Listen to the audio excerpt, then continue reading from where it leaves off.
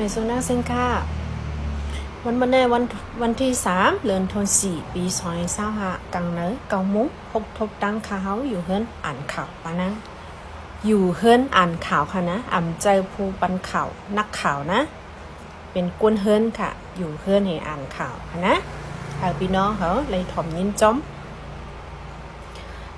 มันก็เข้าใจผิดว่าข้าเป็นนักข่าวนั่นนะขำใจค่ะข้าเป็นกวนเฮิรนธรรมดานั่นแหละเนาะกวนเมืองโยโย่นั่นแหละนะมาค่ะเข้ากับถ่อมจ้อมกันในรูดีข่าวใต้ทีวีออนไลน์ต่างไว้ค่ะนะไฟป่าเถินล่ำไม่เฮิรนเยเจเวงปังล่องลู่ซุ้มเศร้าหลังไปเนี่ยค่ะดีวันก็ไม่สร้างเลยวันลงแปนเจเวงปังล่องเมืองแต่ปัจจันนั่นไฟไม่ป่าเถินล่ำไม่ป่าในวันไม่ป่าเฮิรนเยได้ลู่ซุ้มกว่าเศร้าหลังไปเนี่ยค่ะนะตับเกียดแค่เจอจัดปโอปีNDF เก๋ๆลัดกว่าที่ผู้สื่อข่าวกันดาราวดีไทมส์ว่าลองไฟไหม้ในเป็นกว่าเมื่อวันที่31เดือนธันวาคมปี2025ไว้วันไฟป่าเถินในแต่ไม่ตีหิมวันซ่องเปียงและวันหนองโวอันตั้งไว้นั้นลามไม่มาเนอวันก็ไม่สร้างในวันลงแป้นในค่ะนะเฮิรนอันมีเนวันในกำนำเป็นเฮิรนไหม้เฮิรนค่าและไฟลามไม่ง่ายน่ะมังเฮิรนก็ไม่กว่าตั้งหลังมังเฮิรนก็ไม่ครึ่งนึงเฮิรนตึกอุดมังลังซ้ำกลนปังกว่านี่ค่ะนะได้ก็จำนี้จ้อมค่ะเนาะข้าวใหม่ก็ขอดมาเพพื้นเพไพก็กะละยินค่ะเนาะแล้วก็เฮาก่อนอันคนนึงค่ะ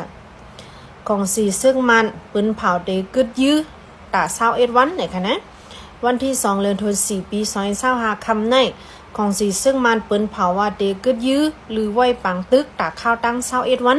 ปุ่นตาเตจอยแถมเพแผ่นลินไว้เองสันแลตาเตปกป้องขึ้นปืนตีทบเพเนี่ยค่ะนะ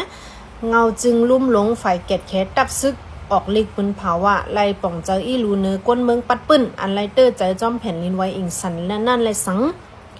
ตาได้เฮ็ดสร้างการจอยแถมและการปกป้องเต้ๆวานั่นและสังเยืองอันเฮามีลองกัดเย็นหินนอนนั่นและสังตั้งแต่เอาเมื่อในวันที่2เดือนธันวาคมปี2025ต่อถึงวันที่22เดือนธันวาคมปี2025ในเตยังปังตึกกึดยื้อไว้โจเขาเนื้อพองยำกึดตึกอยู่ในสังเจวานจุ้มลูกพื้นเขาเตตึกต้อยาเก้าเซนตาสายตั้งตีกวนเมืองหลูกว่ามานั่นในจึงเตตุ้มตบกว่าว่าไหนคะว่าเหกองสีซึ่งมันปืนเผามาว่าเตกึดยื้อตา21วันไหนก็จุ้มซึกขัง KIO ก็ออกมาลัดนั่นขนาดนะว่าเตกึดยื้อตา20วันเหมือนกันเลยค่ะจุ้มซึกขังค่ะนะ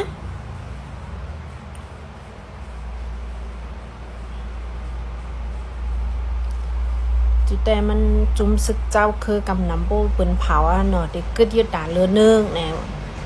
หึงหนาค่ะเนาะกองสีซึ่งมันได้ก็ตึกมาปืนเผาคำว่าไว้ค่ะนะว่ามันเด็กกึดยืดด่า21วันในก็อิงเลยคินมีออนไลน์ตีมากขึ้นปังกุ้มตีเมืองไทยในก็เป็นไรค่ะนะด่าข้าวดัง 3-4 วันน่ะ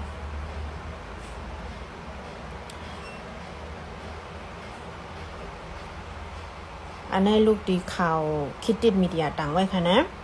เมื่อในวันที่3เดือนธันวาคมปี2025ย้ำกลางในเจ้าในจอมซึกลงไม่น้องไหล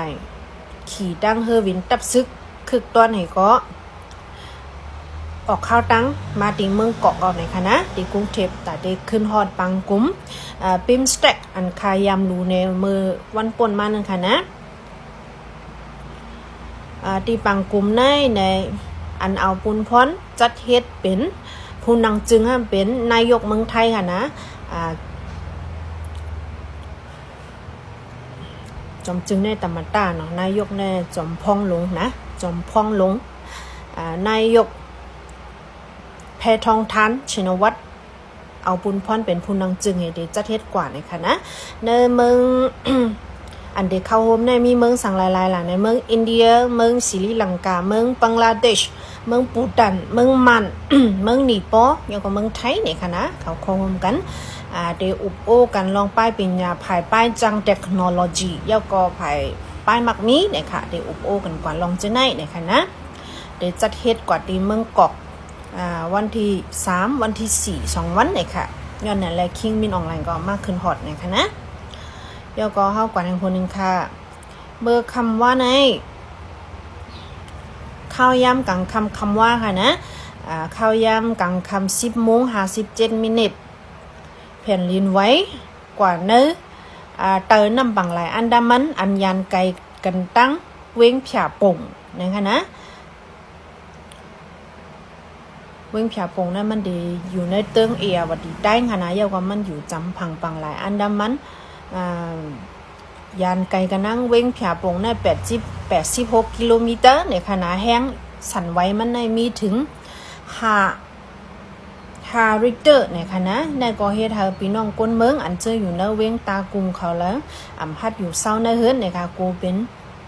สึนามิขึ้นมาในอะไรพี่น้องเขาก้นเมืองในก็อ่อนกันไม่เจอพัดนอนในคณะในก็ทางโหนึงค่ะ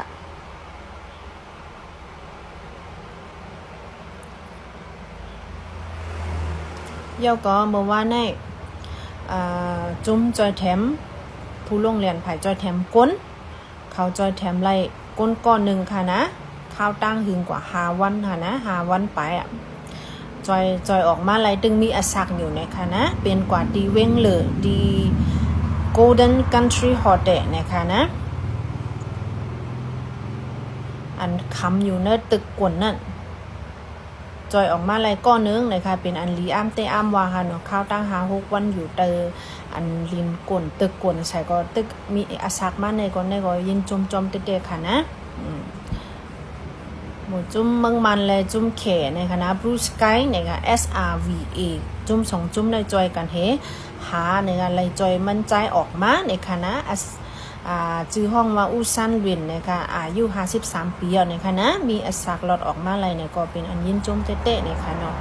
เดี๋ยวก็ข่าวอันลีมองใจซ้ำเมื่อว่าในดีสกายวิลล่าคอนโดดีเวียงเหลือนั่นค่ะนะจุ่มปลายเพอันลูกตีเมืองใต้เฮาค่ะเวียงสีเปาะเพ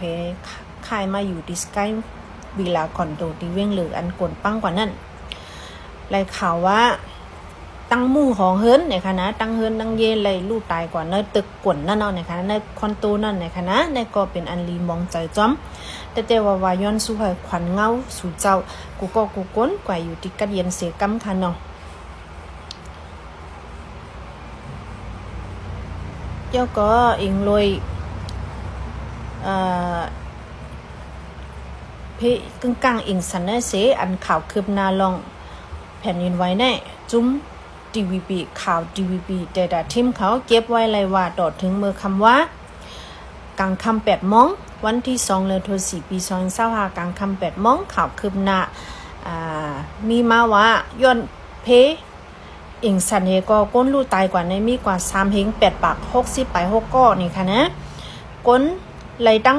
วัดเจ็บมีกว่า5เฮง4ปาก50ไป5ก้อนี่ค่ะก้นอันลู่หายอยู่ซ้ำมีกว่า7ปากไป19ก้อนี่ค่ะนะต่อถึงคำว่า8 โมงได้ก็ทางได้เด็กคืนมาแทงอยู่ค่ะนะหูนับก้นลู่ตายหายจังเนี่ยสังเสว่าคืบหน้าจังหือออกมาจื้อในก็คาเดรู้มารู้ในแทงค่ะนะขันค่ำได้1แกมีกว่า70แสนไป 80,000ค่ะนะพี่น้องขันเงินได้ก็เงินไทย1วัดไรเงินมันปากไป26อย่างค่ะอเมริกัน1 ดอลลาร์ไรอยู่4เฮง4ปากไป5คันแค่ต่อกดติดตามกดแชร์กดไลค์ปันสิกำคาจื้อ Facebook ค่ะจื้อห้องว่าให้ไต้ในค่ะนะมันไปจังเปลี่ยนจื้อมันแหละเจอช่อง YouTube ค่ะTikTok ค่ะจึงห้องว่าปานังในคณะเต็มตั้งลิกใต้ใกล้ค่ะแค่นตัวกดติดตามกดไลค์กดแชร์สิกำค่ะไม่ซุงค่ะย้อนซัวพี่น้องกูก็กูก้นอยู่ลีกินหวานกะเตียนหลอดเพเขียนกูก็กูก้นสิกำค่ะ